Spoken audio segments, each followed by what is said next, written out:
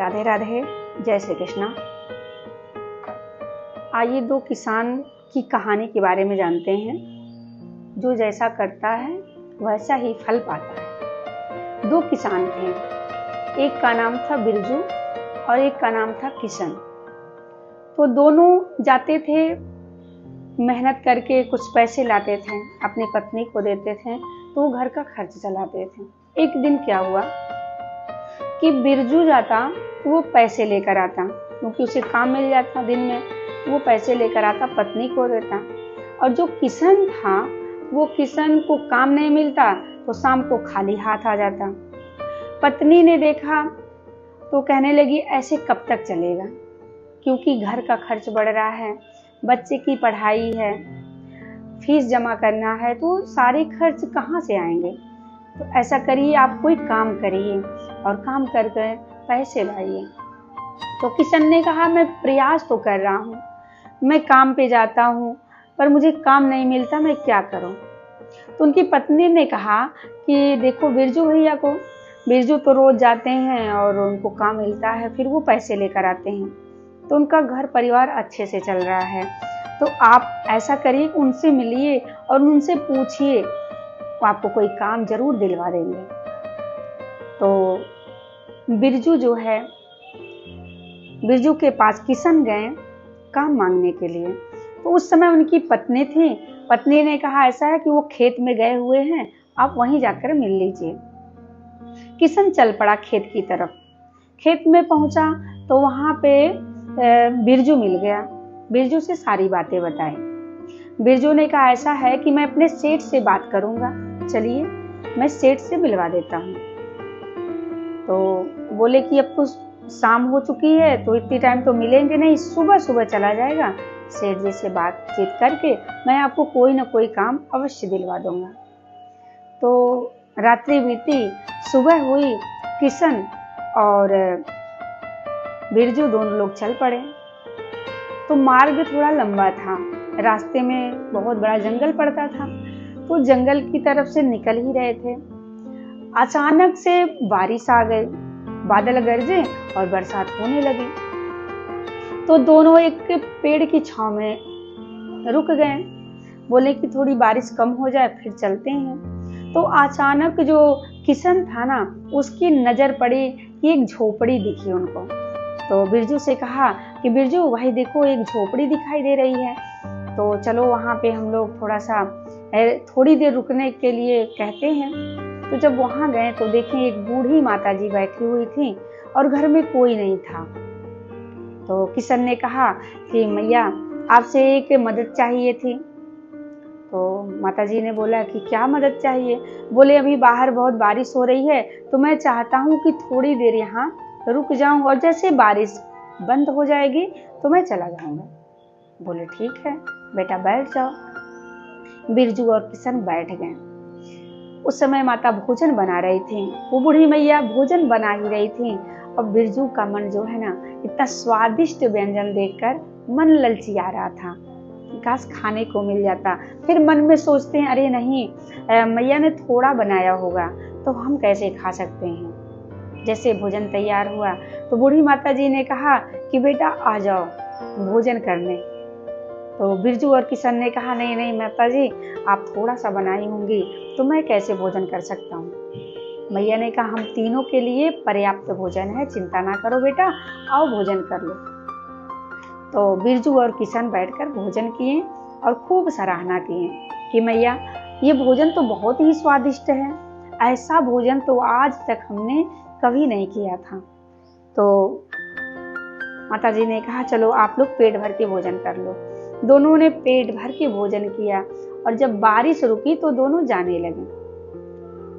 फिर उनको याद आया कि अरे ये माताजी यहाँ अकेले रहती हैं, ये कैसे रहती होंगी। तो किशन जो थे वो आए पूछने लगे कि अम्मा आप यहाँ अकेले इस जंगल में कैसे रहती हो और आपके परिवार में कोई नहीं है। तो उस बूढ़ी अम्मा ने कहा कि बेटा मेरा पूरा भरा परिवार था, पुत्र थे, पुत्री थी और मेरी बहू थी, नाती थे, पोते थे, सब थे। पर एक दिन अचानक एक दुर्घटना में सभी मारे गए, केवल मैं ही बच गई। तब से मैं यहाँ पे इसी जंगल में रहने लगी।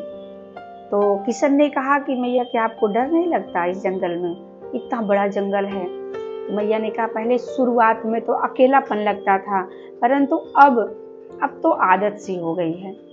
तो बिरजू ने कहा कि मैया, किशन ने कहा मैया आप ऐसा करिए कि मेरे साथ चलिए, मेरे बेटे हैं, बेटियां हैं और मेरी पत्नी है, तो आप भी वहाँ बढ़िया आराम से रहिएगा। तो माता जी ने कहा कि बेटा धन्यवाद, आपने इतना कहा मुझे बहुत अच्छा लगा, पर अब तो मुझे यहीं रहना पसंद है, एकांत में ही मैं रहना चाहती हूँ। बिरजू ने बहुत कहा माता जी आप चलिए, अम्मा आप चलिए हमारे साथ, परंतु वो बूढ़ी अम्मा ने कहा बेटा बहुत बहुत धन्यवाद, हम यहीं ठीक हैं। तो किशन और बिरजू जब जाने लगे तो मैया ने रोका, रुको बेटा मैं तुम्हें कुछ देना चाहती हूँ। वो सोने के सिक्कों से भरा एक थैला लेकर आए और बोली किशन इस सिक्के को आप ले लो। उन दोनों ने देखा अरे वाह इतना सारा सोना।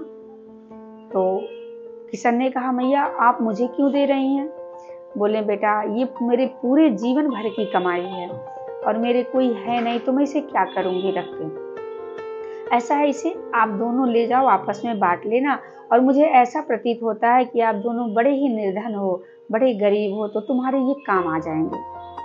तो किशन ने कहा मैया ये आप क्या कर रही हैं, ये आप अपने पास रखिए। पर मैया ने कहा नहीं मैं अपनी स्वेच्छा से इसे दे रही हूँ और तुम दोनों लोग इसे आपस में बांट लेना।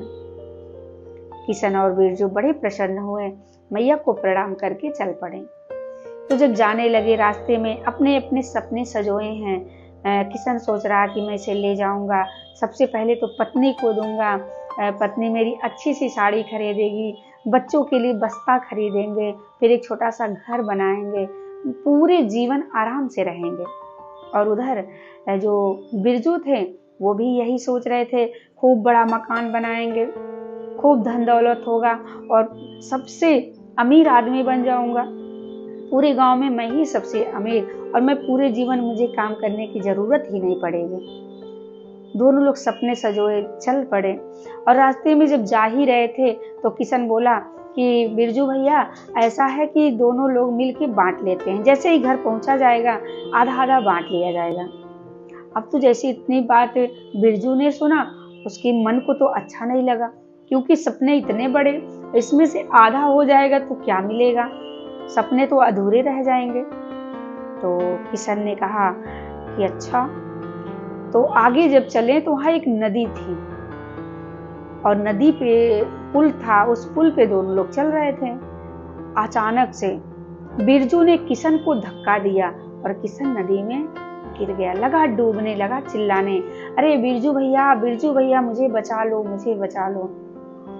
किशन ने कहा, बिरजू ने कहा किशन मैं तुझे बचाने के लिए थोड़ी धक्का दिया हूँ, तू अपने आप से नहीं गिरा है, मैंने तुझे गिराया है, और जा तू उसी में अब मर, अब तो मैं गांव का सबसे अमीर व्यक्ति बन गया। अब बिरजू लेकर चल पड़ा, घर पहुंचा, वहां पे उनकी पत्नी, किशन की पत्नी इंतजार कर रही है कि मेरा पति अभी तक नहीं आए। तो बिरजू ने कहा कि क्या हुआ बहन? उन्होंने कहा मेरे पति आपके साथ गए थे, कहाँ हैं? तो बिरजू ने झूठ बोल दिया कि वो तो मुझसे पहले ही निकल चुके थे, हो सकता कहीं और काम पे चले गए हों। तो थोड़ी देर बीती तो देखें कि उनकी पत्नी बड़ी व्याकुल है, तो दिलासा दिलाने के लिए झूठ मूठ का कहते हैं ठीक है मैं जाता हूँ, तुम्हारे पति को ढूंढ कर लाता हूँ। और बिरजू गया, 2-3 घंटे एक जंगल में बैठा रहा, वहीं पे आराम किया और फिर उसके बाद वहां से चल पड़ा। वहां से आया और जैसे ही आया बोल रहा बहन क्या करें, जैसे ही बताने वाला था कि किशन नहीं मिला, तब तक किशन पीछे से आ गया। जैसे ही किशन को देखा अब तो बिरजू व्याकुल हो गया, अरे आश्चर्यचकित हो गया, ये बच कैसे गया। किशन ने कुछ नहीं बोला, उसकी तरफ देखता रहा और बिरजू वहां से भागा गया कि पत्नी को लेकर और जो सोने के सिक्के हैं उसे लेकर कहीं दूर भाग जाऊंगा। और जैसे गया वो थैला खोला तो उसमें क्या निकला, कोयला, कंकड़ पत्थर निकले। और जब उसने देखा कंकड़ पत्थर, अरे व्याकुल हो गया कि ये किसने किया, क्या किशन ने आके किया होगा। उसी समय वो बूढ़ी अम्मा वहां पे प्रकट हो गई। बूढ़ी अम्मा को देखकर बिरजू हैरान हो गया, अम्मा आप यहाँ कैसे? तो उस अम्मा ने कहा, मैं हर जगह आ जा सकती हूँ, मुझे सब पता है, मैं सब जानती हूँ। देखो तुम्हारे कर्मों का जो फल है ना, तुझे कुछ मिलने वाला नहीं है, तुझे यही सही है, तू कंकड़ पत्थर के लायक ही है। तूने इतना बड़ा विश्वासघात किया अपने मित्र के साथ। और वो बिरजू जो है लगा रोने, मैया मुझे क्षमा कर दीजिए, मुझे माफ कर दीजिए, मुझसे बहुत बड़ी भूल हो गई।